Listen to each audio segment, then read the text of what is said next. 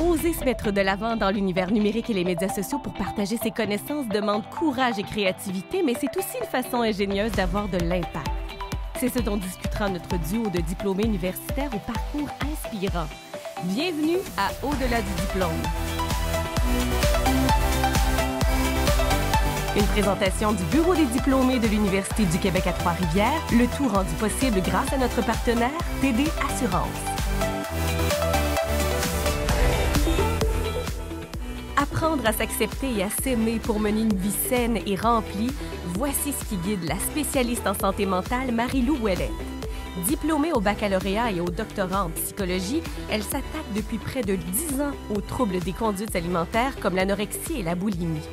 Devant ses étudiants ou sur ses médias sociaux, elle milite contre l'obsession du poids et les stéréotypes de la silhouette parfaite, tout en prônant la régulation émotionnelle comme meilleure arme face aux troubles alimentaires.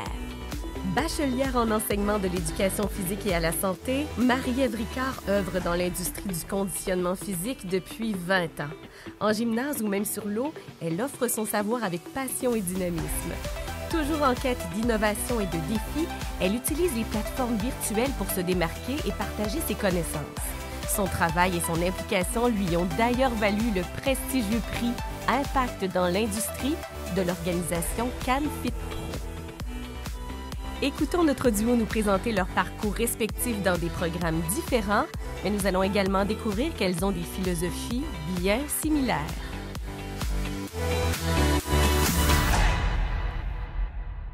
Bonjour Marie-Lou. Hey, salut Marie-Ève. Je suis tellement contente. Je suis tellement contente aussi de te voir aujourd'hui. Ouais, donc, de faire ta rencontre. Puis je suis vraiment curieuse d'en savoir plus sur toi, ton parcours. Je sais que tu œuvres dans le domaine de la nutrition et tout ça, de la santé mentale, mais dis-moi en plus. Oui, bien, en fait, oui, dans le domaine de l'alimentation, de la relation à la nourriture, en fait. Donc, moi, j'ai vraiment un parcours, en fait, en psychologie. Donc, j'ai fait mon collégial en psycho, mon bac en psycho, mon doctorat en psycho, mon post-doctorat en psycho. J'ai vraiment fait un cursus, là, exclusivement psychologique, en psychologie, en fait, plutôt. Et donc, c'est ça, je me suis spécialisée en troubles des conduites alimentaires pendant mon parcours. C'était vraiment ce que je voulais faire. Là, dès mon baccalauréat, je savais que c'était le thème que je voulais aborder dans le cadre de mon doctorat. Donc, je me suis vraiment là, plongée tête première dans ce sujet-là. J'ai appris tout ce que, en tout cas, j'ai pu réussir à apprendre. Il y a tellement de choses à apprendre encore, évidemment. Mais voilà, donc, j'ai poursuivi mon doctorat dans ce domaine-là. Je me suis aussi spécialisée sur l'image corporelle. Donc, tout ce qui est trouble de l'image corporelle, distorsion corporelle, hein, les gens qui vont se percevoir plus gros que ce qu'ils sont dans la réalité, par exemple. Tout ce qui est perturbation de l'image corporelle, hein, être insatisfait de son corps, vouloir le modifier à tout prix. Donc, tous ces enjeux-là, c'est vraiment ce qui m'intéressait beaucoup, beaucoup. Et donc, après mon doc, je suis allée faire un postdoctorat à Lyon, en France, à l'Institut Paul Bocuse. Wow. Et puis, ouais, ça a été... je l'ai fait... Honnêtement, je l'ai fait plus à distance parce que c'était la COVID. C'était en 2000. C'est vrai, OK. Ouais, donc, j'ai manqué mon coup là-dessus. Mais j'y étais allée quand même quelques temps là, auparavant avant de commencer le postdoctorat. Fait tu l'as vécu différemment. Ouais, je l'ai vécu différemment. Puis, j'ai quand même pu goûter à la saveur européenne, là, on va dire. Ouais. Donc, ça a été une belle expérience, même si j'étais à distance. C'est sûr que ça aurait été plus trippant d'être là sur place. Mais bref, ça a été un postdoc aussi sur les troubles alimentaires que j'ai fait, l'aspect perceptuel de l'image corporelle, tout ça. Et puis, juste après mon postdoctorat, en fait, j'allais entamer une deuxième année de postdoctorat dans un autre établissement. Et j'ai eu un diagnostic de cancer à ce moment-là. Donc, j'explique ça pour finalement là, qu'on puisse comprendre pourquoi je me suis retrouvée comme ça sur les réseaux sociaux, parce que ça a vraiment un lien, en fait, avec mon histoire. Là. Et donc, j'ai dû arrêter une année pour avoir des traitements. Puis là, ça va super bien. Il n'y a vraiment aucun problème. Et pendant cette année-là, bien, ça a créé une... comment dire? Ça a été... je le vois comme une opportunité, on va dire, là, tu sais, de m'arrêter. Un temps de pause sain, à la limite de ralentir pour avoir un portrait global un peu de où est-ce qu'on s'en va, qu'est-ce qu'on fait. Ben exact, Ouais. c'est ça. Tu sais, ça va tellement vite, tu sais, quand on fait des études, ça roule, puis on a un objectif, on y va, puis on n'arrête pas. Puis là, à un moment donné, tu as comme un mur qui arrive, puis qui t'oblige à arrêter, puis c'était correct, parce que je me disais, qu'est-ce que je veux vraiment en ce moment? Est-ce que je veux encore ce que je voulais avant, au début de mon parcours? Ouais. Puis, c'est ça. Puis, dans le fond, dans cette année-là où je travaillais plus, je commençais à être mieux parce que les traitements étaient pour la majorité terminés, tout ça. Bien là, je me disais, qu'est-ce que je fais de mes journées? Fait que, je sais pas, par une espèce de concours de circonstances, là, j'ai vu une vidéo passer sur les réseaux sociaux d'une psychologue, il me semble, là, tu sais, qui parlait, je suis un peu floue, mais qui parlait de santé mentale sur les réseaux sociaux, tout ça, qui faisait de la sensibilisation. Puis je me suis dit, hey, c'est vrai ça, j'ai toujours voulu faire ça, mais j'ai jamais osé. Puis comme ça, là, en 5 minutes, je me suis dit, hey, let's go, je le fais. Fait que là, j'ai monté une petite vidéo, j'ai publié ça, puis c'est drôle, tu sais, ça n'a jamais arrêté. Finalement, à tous les jours, j'essayais d'en faire une. Fait que, tu sais, mon créneau d'énergie de 1 heure, peut-être que je commençais à ravoir, là. Ouais. Ben, je le passais à faire ça me faisait triper. Puis de fil en aiguille, ben, c'est comme ça, finalement, que je me suis retrouvée sur les réseaux sociaux à faire la sensibilisation. À vulgariser, au fond, tes Vulgariser, connaissances, ouais. puis de les partager en même temps. Oui, exact. Ah, Fait que, qu'est-ce qui t'a amené à te spécialiser vraiment dans les troubles alimentaires? Est-ce que c'est un enseignant qui t'a invité à aller dans cette tangente-là? Qu'est-ce qui t'a amené à faire ça? bien, plein de choses. Tu sais, c'est tellement commun, en fait, dans notre société, hein, tout ce qui est problématique. Tu sais, toi, tu es en activité physique, c'est sûr que tu es confronté. Hein. Moi, j'ai travaillé beaucoup sur les troubles alimentaires des sportifs, justement. Fait que tu me diras qu'est-ce qui se passe de ton côté par rapport à ça. Ça m'intéresse, en tout cas, si tu vas aller là. Mais donc, c'est ça, j'en voyais beaucoup, puis je courais beaucoup à l'époque, puis je voyais beaucoup d'athlètes autour qui avaient des troubles alimentaires, puis pour qui, ben c'était pas... le sport était tombé de l'autre côté, malsain. Hein? Ouais. Tu peux faire de l'exercice. L'excès. Et c'est ça, je me suis intéressée à l'exercice excessif en termes, pas juste excessif en termes de quantité, mais excessif en termes de... Il y a une compulsion à en faire, là. Oui. Qui peut s'apparenter des fois à une dépendance ou une addiction à l'exercice. Fait que je voyais beaucoup ça autour de moi. Donc, dans la vie personnelle, il y avait des éléments comme ça. Puis, il y avait le laboratoire là, sur les troubles alimentaires, le Loricard, qui travaillait là-dessus à l'UQTR. Fait que tout ça mis ensemble a fait que oui, c'est vraiment ça que je veux investir là, dans mes études. Puis un gros côté psychologique aussi qui s'y rattache là, par le fait même. Donc, c'est pour ça que tout ton bagage que tu avais développé, toutes tes études en psycho se connectaient bien avec la santé mentale puis les troubles alimentaires. C'est ça. Puis, tu sais, les troubles alimentaires, un des mythes très répandus, c'est que c'est un trouble de l'aliment, mais je dis toujours, tu sais, c'est la pointe de l'iceberg qu'on voit, c'est le symptôme. C'est le symptôme de quelque chose, un peu comme tu as la grippe, tu tousses, mais c'est le symptôme. C'est pas ça le problème, c'est le rhume ou la grippe, là, peu importe pourquoi qu'on tousse, mais tu sais. Mais en dessous de cette pointe d'iceberg-là qu'on voit, bien, il y a tout un univers c'est ça le problème, tu sais, souvent, mais c'est des difficultés d'adaptation. On va voir beaucoup de troubles alimentaires pendant la puberté apparaître ou pendant la transition secondaire collégiale ou collégiale université. Donc, c'est une problématique. Le stress, l'angoisse. C'est plein de facteurs qui se mélangent ensemble, puis qui fait que pourquoi une personne en développe un plutôt que l'autre, bien, des traits de personnalité particuliers, mélangés avec une histoire de vie particulière, des événements qui arrivent, un entourage qui peut-être est très axé sur la maigreur, la minceur. Qui valorise. Ouais. Un message teinté, malheureusement, qui peut influencer la personne. C'est ça. Fait que c'est plein de facteurs ensemble.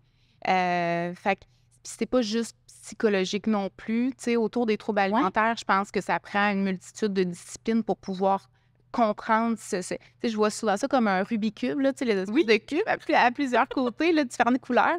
Puis c'est comme des... Tu sais, c'est important de voir ce cube-là comme le trouble alimentaire, puis de le regarder de différentes perspectives. Tu sais, ta perspective de personne qui travaille en milieu de l'activité physique, perspective d'une personne avec un bagage en psycho, processus psychologique, d'adaptation, tout ça. Après ça, l'autre qui est en médecine, bien, ça va être la santé physique. Tu sais, donc de le regarder de différentes perspectives.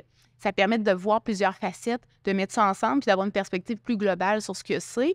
Fait que je pense pas que le trouble alimentaire appartient à une discipline plus que l'autre. Je pense que c'est vraiment là, le regard multidimensionnel, multidiscipline qui fait qu'on peut bien arriver à comprendre ce trouble-là. C'est ce qui fait que c'est aussi passionnant, c'est la complexité, tu sais, de Il n'y a ce que pas une recette magique pour chaque individu. Tu sais, c'est ça. Chacun est unique.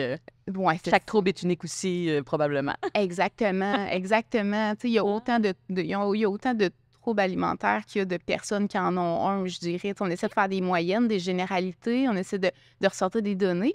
Tu sais, les données scientifiques, ils se basent sur des moyennes, tu sais, bien entendu. Mais au-delà de... Fait que c'est important d'en avoir. Moi, je crois beaucoup aux données probantes puis à se baser sur ces preuves scientifiques-là. Mais au-delà de ça, bien, chaque personne est individuelle puis présente un bagage particulier. Donc c'est ça qui fait que c'est vraiment trippant, là. Ah, Ouais. puis je suis curieuse, tu enseignes aussi, donc tu œuvres dans différents milieux. Oui, exact. Tu sais, je dirais que le cœur de ma mission, là, on va dire, là, de mon projet de vie, c'est vraiment faire l'éducation psychologique. Donc, j'en fais dans l'enseignement, milieu collégial et en milieu universitaire aussi. Donc, j'enseigne la psycho. Puis, sur les réseaux sociaux aussi, j'en fais. Hein, c'est vraiment le cœur de mon objectif, là, de ma mission actuellement.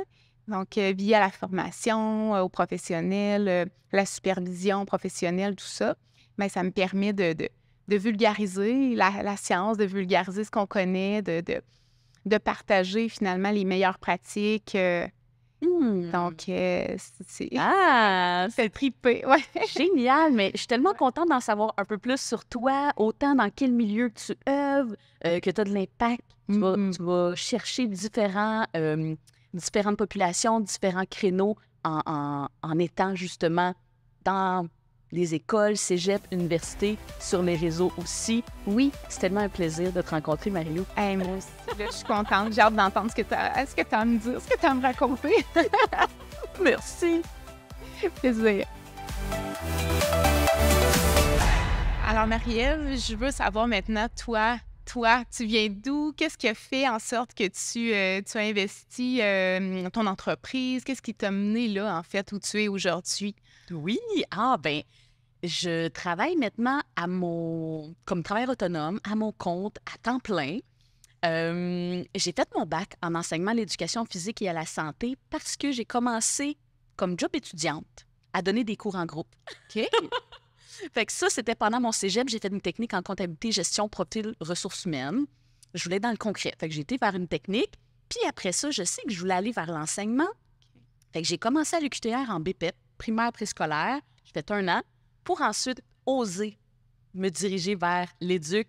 C'était plus un monde de gars, puis j'osais pas. Puis là, j'étais là, il y a des tests physiques. Mais finalement, j'ai vraiment trippé à faire ce bac-là, vraiment, vraiment. Puis c'était beaucoup plus connecté avec mes intérêts. Le sport, je suis pas une athlète, vraiment pas, là, tu sais, c'est pas mon profil. Je suis vraiment plus une fille qui aime bouger, dans le plaisir, qui a toujours eu du plaisir à bouger. Autant toute petite, je faisais de la danse. Après ça, tu sais, du basket, etc. Fait que flag football. Fait que j'ai toujours aimé les sports. Fait que de par ça, j'ai fait mon bac. C'est des jobs étudiantes qui m'ont amené pas mal à ce que je fais aujourd'hui. Okay. Pendant mon bac, je travaillais aussi au fédéral. Et une fois que le bac a terminé, j'ai eu l'occasion de travailler au centre sportif de l'UQTR. J'étais coordonnatrice des cours en groupe. Fait que j'ai toujours baigné dans l'industrie du conditionnement physique depuis justement le cégep, avec des cours en groupe, de l'entraînement privé. Puis c'était le côté danse qui m'attirait beaucoup. Musique, danse, tu sais, c'est comme de monter une routine pour chaque cours. Puis bref, c'est beaucoup ça qui m'a passionnée. Puis de voir l'impact qu'on pouvait avoir auprès des gens. Les gens se déplacent, on bouge ensemble pendant un moment, on trippe, tu sais, on améliore notre santé, puis après ça, on sort, on s'en va tout le monde chez nous. Mais c'était cet aspect-là de santé, vraiment d'améliorer notre condition physique, chacun à son rythme, mais tous ensemble. Je trouve ça tellement intéressant. Tu as dit plein d'affaires. Oui. J'ai goût de rebondir, mais je vais te dire oser, c'était un milieu. Tu as dit oser. T'en as parlé un petit peu, là. C'était un monde, là, C'est quoi pour toi, oser quelque chose? Oui. Ça m'intéresse. Je pense que c'est beaucoup le départ d'un entrepreneur aussi d'oser, dans le sens que je voyais le domaine de l'activité physique d'un angle un peu comme sur un piédestal. Puis là, tu sais, je voyais... ah oui, c'est vrai, à ce moment-là, je sortais aussi avec quelqu'un qui était en éduc, puis j'étais comme, ah mon Dieu, tu sais, c'est pas fait pour moi. Je voyais ça, tu sais, c'est pour des gars, etc. Puis finalement, ben let's go. Autant lui, il m'a super gros encouragé là-dedans aussi. Donc, l'entourage aide, je pense, à avoir du courage. Ouais. Nous pousse. Oui, Puis c'est ce qui m'a permis par la suite, là, tu sais, de me lancer, de faire ce cheminement-là. J'ai eu l'occasion d'enseigner aussi entre-temps, tu sais, une fois mes études terminées. Mais la vie m'a vraiment amenée dans un parcours particulier, tripant, vraiment. Puis à ce jour-là, ça va faire bientôt 1 an que j'ai quitté le fédéral parce que une fois que j'ai terminé mon bac, tu sais, là, présentement, il y a plein de postes, il y a des gros besoins, mais en éduc, c'était d'accumuler plusieurs écoles, etc. Fait que puis d'être sur appel, tandis que le fédéral me donnait une belle sécurité, des contrats plus réguliers. Fait que c'est pour ça que j'ai continué vraiment. Tu sais, je donnais des cours, ensuite, je travaillais au fédéral et maintenant, là, je suis à temps plein. C'est ça va faire 1 an en novembre. Donc, c'est près d'1 an que je fais ça à temps plein. Je suis coordonnatrice pour Ma Zone Fit, une plateforme de mes enfants. Fait que ça, c'est mon temps complet. OK. Je continue à développer mon entreprise sur le côté. C'est vraiment passionnant. C'est vraiment... T'as l'air passionné, c'est tellement le fun de voir ça. Tu disais aussi que ça faisait, il y avait un impact que tu voyais chez les gens avec les cours. Vraiment. C'est quoi l'impact, le plus gros impact que tu vois qui émerge? Tu sais, chacun a la capacité d'améliorer sa vie, mais c'est par quoi qu'on le prend. Tu sais, que ce soit la nutrition, que ce soit le mouvement. Moi, mon dada, c'est vraiment le mouvement. Commence par te mettre en mouvement, puis je suis là pour te donner le goût de partager ma passion, parce que je sais que c'est pas tout le monde qui aime ça.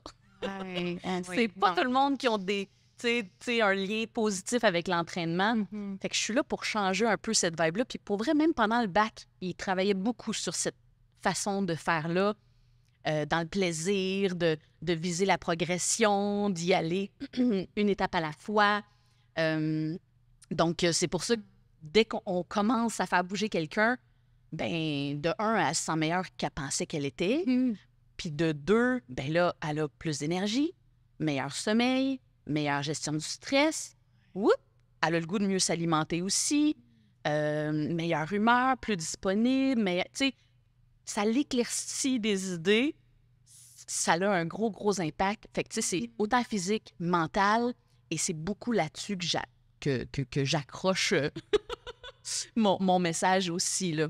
Puis c'est là-dessus que je mise, là, quand je donne mes cours en groupe aussi. Tu sais, c'est un mouvement à la fois, un pas à la fois, et ça nous permet de justement s'améliorer, puis on vise la santé. C'est pas... tu sais, il y a différents messages en conditionnement physique.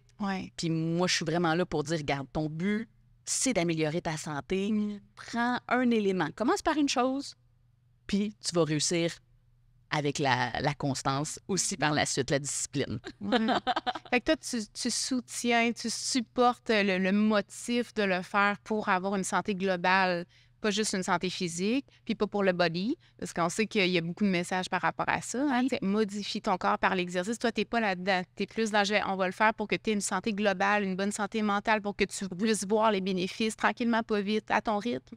C'est ce que j'entends, en tout cas. Vraiment, parce que si tu vises une perte de poids, c'est correct aussi. Tu sais, ça peut arriver, mais c'est parce que c'est beaucoup plus long. Ça prend, c'est du temps. Fait que souvent, les gens qui disent, bon, ben moi, je veux perdre 20 livres, d'accord, c'est correct, t'as le droit. Tu sais, c'est pas que c'est correct. Faut être lucide aussi.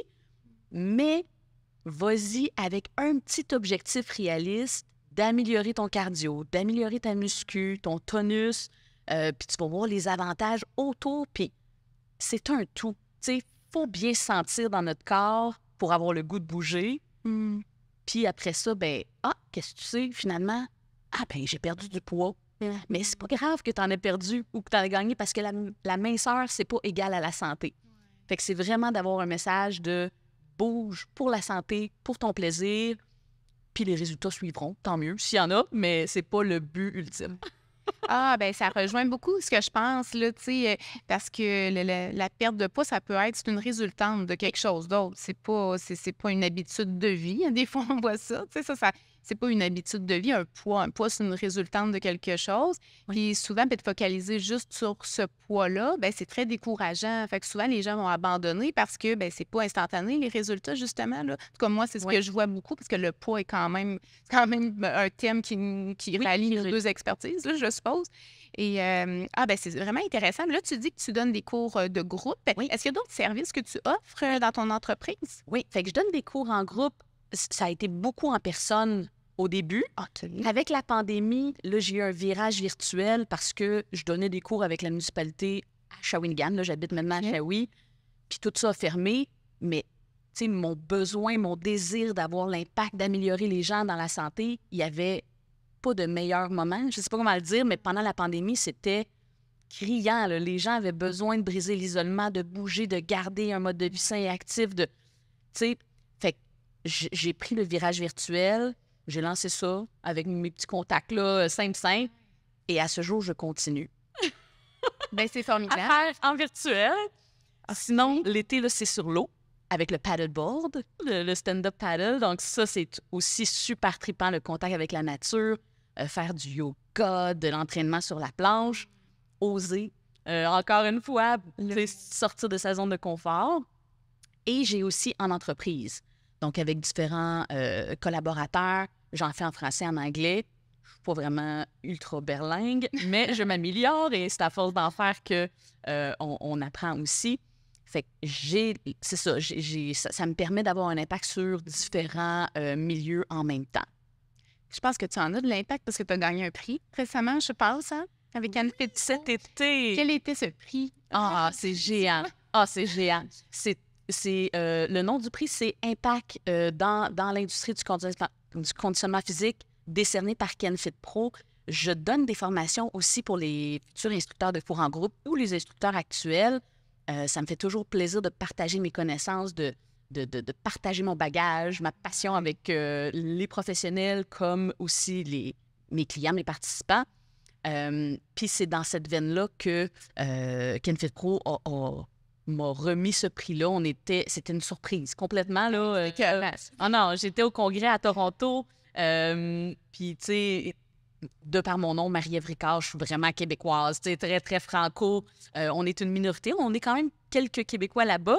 Mais bref, c'est Mo Higgin qui a lu le texte et tout ça. Puis là, j'étais là, oh, c'est beau, c'est beau! Pour finalement qu'elle change en français pour la fin du paragraphe. Et là, j'ai fait comme, oh my God. Et elle dit mon nom.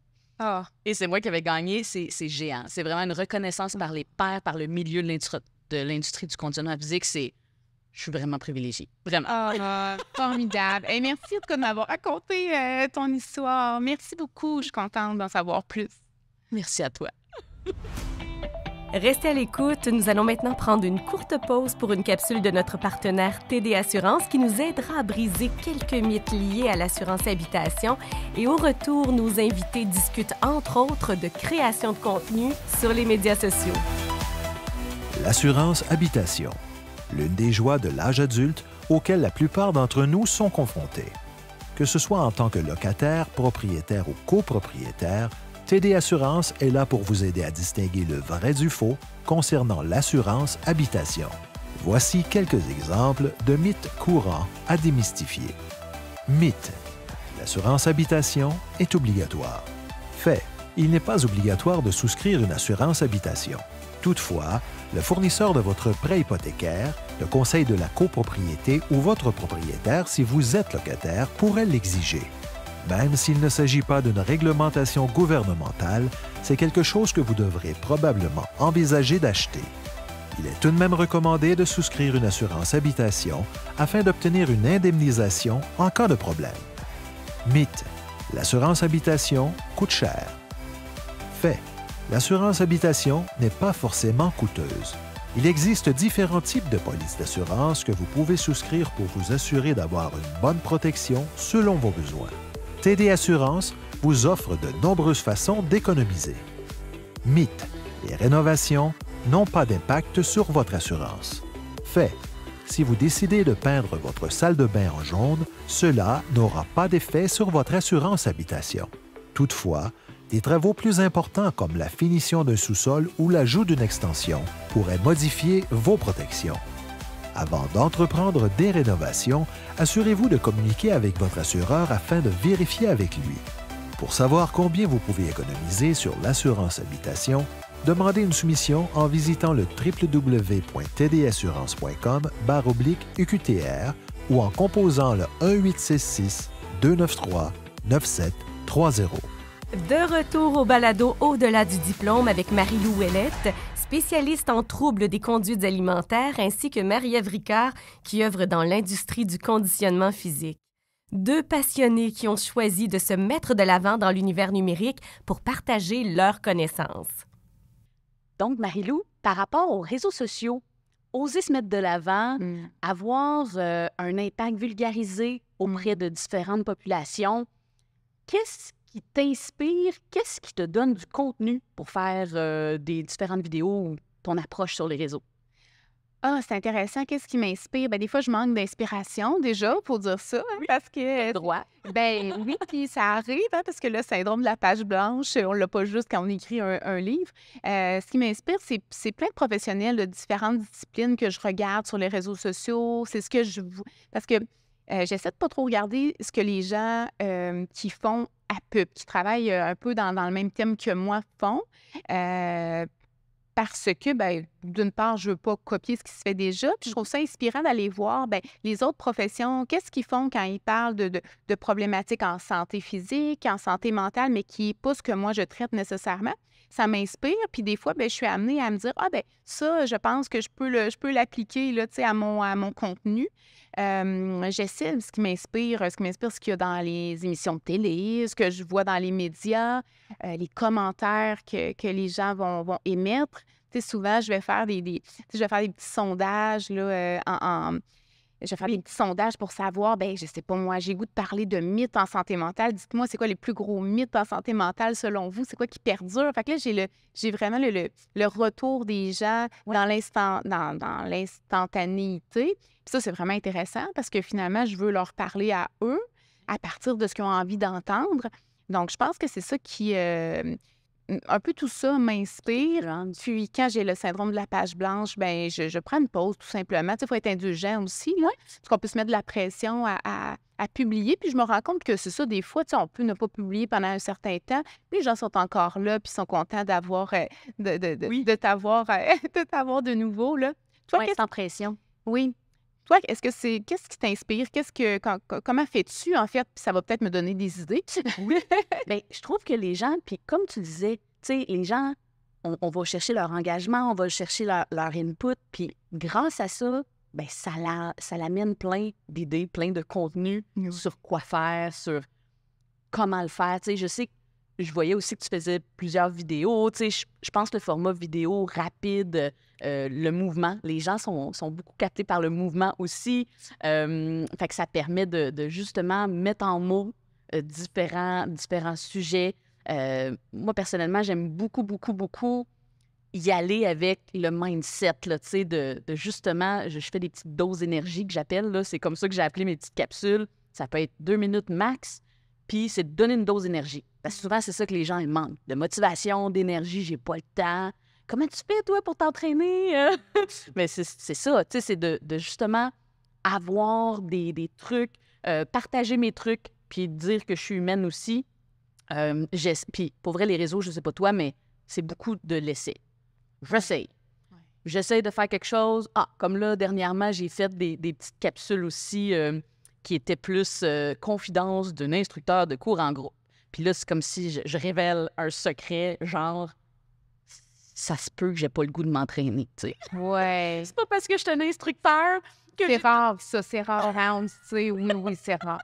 Mais tu sais, c'est comme, je donne, tu sais, je montre la réalité de la vie, tu sais. Moi, c'est ma job, mais ça se peut que des fois, ça me tente pas de m'entraîner, fait que je comprends que ça vous tente pas toujours aussi. Fait que bref, de démystifier ça... Okay. Puis je pense que c'est ça qui va rejoindre les gens, le fait que ça soit vrai, que ça soit, tu sais, oui, pertinent parce que je me pose toujours la question, comment je peux être intéressante?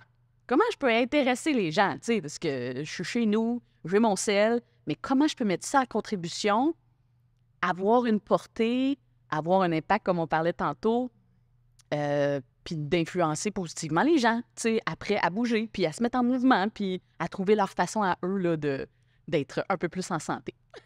Hey, c'est intéressant qu'est-ce que tu dis, parce que tu dis, tu sais, influencer les gens, puis c'est un peu ce qu'on essaie de faire, tu sais, essayer de leur partager des informations que l'on pense, ben, qu'on détient, en tout cas, des choses qu'on connaît, en essayant de les soutenir justement dans leur santé mentale. Hein, toi aussi, c'est ça. Tout à fait. C'est commun. La santé mentale, oui. Oui. Est-ce que des fois, tu es surprise de la réponse qui n'est pas du tout de ce que tu as, de ce à quoi tu t'attendais par rapport à ce que tu publies? Parce que je te demande ça, c'est influencé par moi, ma réalité. Des fois, je publie quelque chose, puis c'est complètement le contraire. Des fois, je me dis, ah, ça va être apprécié, les gens vont commenter, puis finalement, il n'y a aucune réaction. Je me dis, bon, ben j'étais dans le champ, c'était pas ça. Puis d'autres fois, là, je me dis, ça, j'ai fait ça vite, là, puis c'était à la va-vite en 2 secondes. Puis c'est ça qui rejoint les gens. Oui. Fait que moi, je trouve ça vraiment impressionnant à quel point je me trompe souvent par rapport à mes prédictions. Vraiment. Est-ce que tu ressens ça aussi? Même chose. Même chose, là, je suis là chez nous. Idée de génie, je vais mettre plein de temps. Tu sais, des fois, ça peut être long, là, faire, tu sais, ce petit 2 minutes-là. Mais une petite musique de fond, tcha-tcha-tcha. Puis là, finalement, non. Ça peut être le timing, ça peut être, comme tu dis, le message. Parce que, tu sais, on a un œil de professionnel aussi. Fait que, tu sais, t'amènes, t'essayes de partager des connaissances, mais il faut que ça soit... c'est ça, il faut que ça soit catchy, il faut que ça soit... faut que les gens apprécient le message. Fait que je pense que c'est le plus grand défi, mais c'est pour ça que je finis par me dire, regarde, j'essaye. J'essaye à gauche, à droite, en haut, en bas. J'essaye de différentes façons. Puis toi, t'es beaucoup aussi TikTok, Instagram, Facebook. T'essayes les différentes plateformes. Moi, Facebook, c'est moins mon truc, mais moi, j'ai commencé avec TikTok, puis j'étais pas sur TikTok, là, du tout. Puis je sais pas pourquoi, là, ça a été vraiment... un instinct. J'ai été comme poussée par là pour faire ça. Mais je pense que j'étais sur Instagram. J'avais vu une petite vidéo partagée de TikTok sur Instagram. Je disais, je vais aller voir qu'est-ce que ça dit. Mais il y a beaucoup de choses différentes qui se passent d'un réseau social à l'autre. On n'est pas confronté aux mêmes enjeux nécessairement, je pense. La clientèle change aussi. Oui, c'est ça. Toi, est-ce que tu es aussi sur Instagram et TikTok? Oui, les trois. Bon, ben, tu vois, sur TikTok, c'est différent. On peut être confronté à plus de commentaires de personnes qui, des fois, sont plus jeunes. Il y a des commentaires qui peuvent être un petit peu plus crus, on pourrait dire ça comme ça. Comment est-ce que tu deals avec ces commentaires-là? Est-ce que ça t'arrive parfois d'avoir des commentaires? Parce que tu parles d'activité physique, de poids, ça reste quand même que ce sont des thèmes qui sont sensibles. Mais à date, tu sais, puis TikTok, c'est tout nouveau quand même pour moi, là. Fait que, tu sais, j'ai pas... mais pour vrai, j'ai un beau réseau, tu sais, vraiment. Les gens sont ils sont doux, tu sais, puis c'est beaucoup ce message-là aussi que je véhicule, tu sais, être doux envers soi-même, se laisser le droit, tu sais, justement, de bouger, puis un peu comme quand moi, je montre ma vraie face, tu sais... gars, aujourd'hui, ça me tentait pas. J'ai donné mon cours parce que je te payais, là, tu sais, à un moment donné, c'est comme ma job, j'ai pas le choix. Mais je pense que c'est de se donner ce droit-là. Fait que, pour vrai, j'ai de la chance. À date, là, j'ai un beau retour, puis ça me motive à continuer aussi par le fait même. Puis, mais toi, as-tu des enjeux par rapport à ça? Ah oui, bien, c'est pas des enjeux, mais c'est sûr qu'il y en a eu beaucoup, là, des commentaires par rapport au poids. Quand on parle d'enjeux, de préjugés par rapport au poids, les messages sont mélangés. Puis pour moi, c'est un défi, ça, de partager. Tu te parlais tantôt de partager rapidement, là, faut que ça bouge, faut que ça soit dynamique, une petite capsule d'1 à 2 minutes. Mais tu ne peux pas tout dire le message en 1 à 2 minutes. Pour moi, c'est un enjeu sur lequel je réfléchis beaucoup continuellement parce que je me dis, ce que je veux faire, c'est de protéger la population, mais en le faisant de façon trop courte ou trop succincte, bien, parfois, ça peut créer le contraire. Donc, mon objectif, c'est pas de culpabiliser les gens. Mon objectif, c'est de faire de l'éducation, mais comment les gens le reçoivent, des fois, ça peut être, je m'attends pas nécessairement à ça. Fait que là, j'essaie de... Donc, je suis amenée à réfléchir beaucoup sur le message et la façon dont je peux l'amener, mon message. Moi, c'est de de voir au-delà du poids, de voir au-delà de... On est tellement obsédé par rapport au poids dans notre société. C'est effrayant à quel point, même chez les enfants les plus jeunes, quand on regarde les statistiques, à partir de 8 ans, même parfois plus jeunes, hein, la majorité veulent perdre du poids parce que c'est tellement un message qui est véhiculé. Puis la santé, puis le bien-être psychologique, par rapport à l'exercice, bien, les enfants, c'est pas ça qu'ils retiennent, c'est pas ça qui est intégré. Donc, tu sais, moi, c'est ça mon message. Moi, mon message, c'est l'obsession par rapport au poids, par rapport à l'image. Il y a autre chose autour. Tu sais, notre point, on a une tarte, là, dans notre journée, dans notre mois, dans notre année, dans notre vie. Puis, tu sais, à quoi tu vas accorder chacune de ces pointes de tarte-là? C'est ce qui va faire ta vie, ultimement. Tu sais, dans quoi tu investis l'énergie, du temps, de l'amour, tu sais? Donc, il y a autre chose là, autour de cette espèce de poids-là qui est une obsession là, totale et qui mène parfois à un trouble alimentaire, pas tout le temps, mais c'est justement le cœur, tu sais. Puis je pense que les réseaux, ça nous amène justement une belle tribune pour partager nos connaissances, faire bénéficier les autres justement de notre passion autant, tu sais, puis de le faire de façon amusante, interactive, puis éducative, oui, et intéressante. Quel est le message, toi, si tu avais à ressortir là, un message que tu voudrais transmettre, si par exemple tu devais, il n'y avait plus de réseaux sociaux demain, qu'est-ce que tu veux laisser comme message sur les réseaux sociaux ou dans le monde? Parce qu'on a la chance de parler, ce qui n'est pas l'opportunité de tous, hein, de pouvoir avoir une voix. Qu'est-ce que tu laisserais? Qu'est-ce que tu voudrais laisser? Ouais, moi, pour terminer, je pense que c'est vraiment le fait de se mettre en mouvement, c'est des petites choses. Tu sais, c'est d'y aller simplement. Déjà là, qu'est-ce que tu peux faire pour te rapprocher de ton objectif santé? Là. Tu peux te lever debout, lève-toi debout. Clac! Bravo, tu as réussi. Sois fier. Fait que j'y vais avec des petits changements additionnés et c'est là qu'on change le monde. Fait que ça serait ça mon message. Par petits pas, hein? Oui. Parce que c'est le plus petit pas possible qu'il faut faire pour vivre une réussite. Vraiment. Oui. Sinon, si tu veux un échec, tu risques de vivre un échec. Bien, si tu veux gravir la montagne d'un coup sec, c'est ça qui fait que les gens se découragent beaucoup aussi. Fait que, tu sais, de mettre des belles lunettes puis de dire, regarde, déjà, aujourd'hui, regarde, ce que j'ai fait de plus pour me rapprocher de mon objectif santé, c'était de faire stationner mon auto plus loin, j'ai marché. Mais bravo. T'es déjà vers le chemin d'atteindre ton objectif santé. Fait que ça serait ça. Tu sais, ça serait vraiment d'y aller un pas à la fois.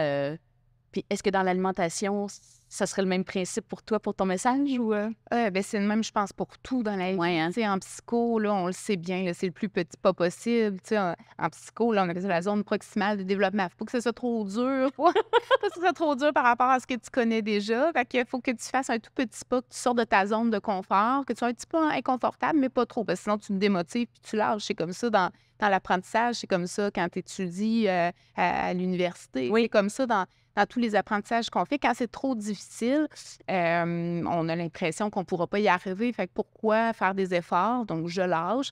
Si c'est trop facile, bien, pourquoi je referais ça? Je le sais déjà. Je sais déjà comment le faire. Il n'y a pas de défi. Je lâche. Donc, c'est la zone proximale de développement. C'est ce qui est assez difficile pour que ce soit un petit défi, mais assez facile pour que je puisse le réussir, vivre un succès. Mais sinon, tu as plus de chances de vivre un échec si c'est trop difficile. Fait que je pense que oui, c'est ça pour tout. C'est ça pour améliorer sa santé mentale. C'est le même principe dans tous les aspects, je pense. Puis, tu sais, tantôt, tu disais, je vais partager des petites capsules par rapport à moi. Tu sais, comment tu traces la ligne entre ta vie privée et ta vie professionnelle sur les réseaux? Est-ce que c'est quelque chose que tu as déjà réfléchi? Est-ce que c'est quelque chose qui t'a déjà angoissé ou pas du tout? Bien, c'est une bonne question parce que ce que les gens aiment... Mais j'essaie de faire un équilibre entre les deux. Tu sais, je garde en tête le côté intéressant. Fait que qu'est-ce qui intéresse vraiment les gens, tu sais? Fait que c'est sûr que j'ai pas une vie plus... Tu sais, j'ai une vie comme tout le monde. Fait que j'essaie de partager... Oui, un petit peu de perso, puis beaucoup de professionnels sur mes pages pro aussi. Fait quoi? J'essaie de faire un équilibre. Je trouve que, tu sais, l'équilibre entre les deux permet... Mais j'en partage un peu, oui. Je partage un peu de personnel aussi. Parce que je pense que ça teinte, ça dit aux gens un peu qui je suis. Tu sais, je vis des défis comme tout le monde. Fait que je pense que ça rend le côté humain aussi intéressant là, pour pour les gens. Parce que ça, c'est vraiment quelque chose qui est nouveau quand même là, avec les réseaux sociaux. Parce qu'avant, on était dans une philosophie, je pense, là, de travailler puis de tracer une ligne entre sa vie personnelle et professionnelle. Il ne faut pas que les gens, Ah oui, son clientèle ou Ouais, nos c'est vrai. auditeurs, sachent qui je suis. Tu sais, là, il y avait Ouais. une ligne beaucoup plus claire avec les réseaux sociaux. J'ai l'impression qu'on est davantage dans une ligne plus diffuse Oui. où les gens aiment ça, en fait. C'est ce qu'ils aiment. Hein? Oui. Ils aiment connaître l'ordinaire de l'autre, en fait. Oui, oui. Bien, ça nous permet de se relier, justement. Puis, tu sais, comme on parlait, on est sur les réseaux pour avoir une portée, pour partager aux gens un message qui est plus, comme tu dis, tu sais, des fois, c'est un message qui est très des statistiques, c'est plus professionnel, mais d'avoir un côté ludique aux alentours, d'avoir un côté vrai, je pense que ça l'aide à faire passer ce message-là. Les gens, ils vont être plus portés à écouter s'ils sont intéressés à la personne puis qui veulent... qui se perçoivent aussi à travers. Là. Oui, qui peut s'identifier à un autre humain, en C'est fait. Aussi humain soit-il. Oui. Ah, ben, je suis tellement contente d'avoir parlé avec toi. Merci de ce partage-là. Vraiment, ça m'inspire aussi pour mes prochaines publications. En tout cas, on s'en reparle. Merci. Merci, Marie-Ève. Dis-moi, tu as fait tes études à l'UQTR. Oui. Au-delà de la connaissance qu'on peut acquérir dans un cursus comme le tien, en fait, là, avec quoi tu pars après tes études universitaires? Ça a tellement été un beau parcours, le bac. Je suis partie avec vraiment plein d'idées en tête, une motivation. Mes connaissances m'ont vraiment... Ça m'a aidé à me forger comme professionnelle dans l'industrie du conditionnement physique. C'est fou. Puis à me démarquer beaucoup aussi. Parce qu'il y a toutes sortes de croyances, il y a toutes sortes de types d'entraîneurs. Mais en étant appuyée avec des connaissances, puis en ayant été instructeur pendant mon bac, bien, je sortais de mes cours, puis j'allais mettre en relation les connaissances que je venais d'acquérir dans mon cours. Fait que j'apprenais là, beaucoup. Tu sais, je trouvais que j'apprenais plus vite de cette façon-là. Et je continue à ce jour. Je continue la même technique d'intégrer dans mes cours des notions, des connaissances. Les gens, ils aiment ça. Ils veulent en savoir plus. Puis c'est ce qui me permet de me démarquer aussi. Tu sais, un instructeur versus un autre, on sait qu'on va apprendre quelque chose en venant dans le cours de Marie-Ève. Fait que, tu sais, ça me permet de me démarquer. Puis toi, en quittant l'UQTR, qu'est-ce qui te reste dans ta carrière actuellement? Ah, j'ai tellement appris de choses sur moi, sur sur tellement d'éléments au-delà de la matière qu'on peut étudier. C'est intéressant, tout le bagage, toute la connaissance que je suis venue chercher, mais au-delà de ça, tu sais, je suis devenue une professionnelle, en fait. Je suis devenue quelqu'un qui sait travailler, tu sais, je pense que j'ai appris la rigueur, je pense que j'ai appris... j'ai tellement appris de choses qui vont au-delà de la connaissance. C'est beaucoup de méthodes de travail, hein? Je trouve beaucoup. Ouais. Beaucoup de méthodes de travail, puis... c'est ça a été vraiment un parcours super, super intéressant, super enrichissant. C'est comme si j'étais entrée là comme un bébé. Il y avait une professeure qui disait les bébés chercheurs. Ah ouais? Un bébé chercheur, puis je sors du postdoc en étant beaucoup plus adolescente, chercheur, on pourrait dire. Mais tu sais, j'ai vraiment vu une évolution là, par rapport à mon attitude, par rapport à ma capacité de rester calme à l'intérieur, choisir les projets, tu sais, faire preuve de réflexion sur mes choix, tout ça, là, je repars vraiment avec ça. Puis la recherche à l'UQTR, c'est un monde super riche. Je pense qu'on mérite vraiment, c'est de la recherche extraordinaire qui se fait à l'UQTR. Il y a beaucoup de travail qui se fait en interdisciplinarité aussi. C'est très valorisé. Et ça, je pense que c'est vraiment une force que pas toutes les autres universités auraient pu me donner parce que je pense que ça m'a appris ça, travailler avec d'autres disciplines, croiser nos regards et non pas être dans une espèce de vision tunnel, là, tu sais, la psychologie. Ça m'a permis d'élargir ma perspective, de voir des concepts autrement. Ben, je pense que c'est vraiment avec ça que que je repars, là, puis ça me sert dans les Encore réseaux, dans mon discours, ça me sert. Fait que Ça donne une confiance, hein? Veux pas, d'avoir... tu sais, autant comme on parlait tantôt, tu sais, d'oser faire un petit pas, ben c'est énorme, là, ce que tu as fait à travers les années, tes études, un examen, un travail. Après ça, tu sais, la recherche, c'est complètement un nouveau monde. On ne sait pas dans quoi qu'on se lance, on le fait, puis après ça, on est fier, on se sent plus confiant. On garde ça aussi après sur le milieu du travail énormément, là. Tellement, puis c'est une façon d'appliquer ce qu'on a connu, de le réinvestir sur les réseaux sociaux. Je pense que c'est une richesse que l'on a et que pas tout le monde a sur les réseaux sociaux. C'est peut-être ça qui nous démarque aussi, hein, des autres personnes qui partagent de l'information, mais qui n'ont pas nécessairement un bagage comme celui que tu as et que j'ai, qui est essentiel. On ne peut pas acquérir de la compétence via les livres. On peut acquérir de la connaissance, mais après ça, le jugement qui vient avec, la capacité d'analyse, la pensée critique, ça, je pense que ça s'acquiert avec d'autres personnes, en relation avec les autres. Fait que, enfin, moi, c'est ce que je ressens. Je pense que c'est notre plus-value, je crois. Vraiment.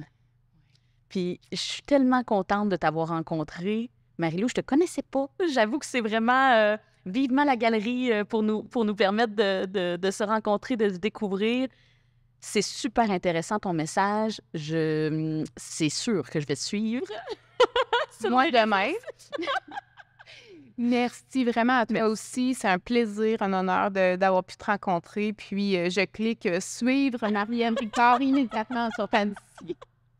Hey, un gros merci! On se reparle bientôt. À bientôt! Merci à notre duo d'invités, Marie-Lou Ouellette et Marie-Ève Ricard, pour cet épisode du balado Au-delà du diplôme. Merci également à la Galerie d'art R3 de l'UQTR de nous avoir accueillis pour ce tournage. Et pour en savoir plus sur les expositions à venir, consultez leur site web au www.uqtr.ca/galerie.r3. Pour nous proposer des sujets ou des invités pour nos prochains épisodes, écrivez-nous à l'adresse diplôme@uqtr.ca. Pour toute information, pour en savoir plus sur l'Université du Québec à Trois-Rivières, consultez notre site web au www.uqtr.ca.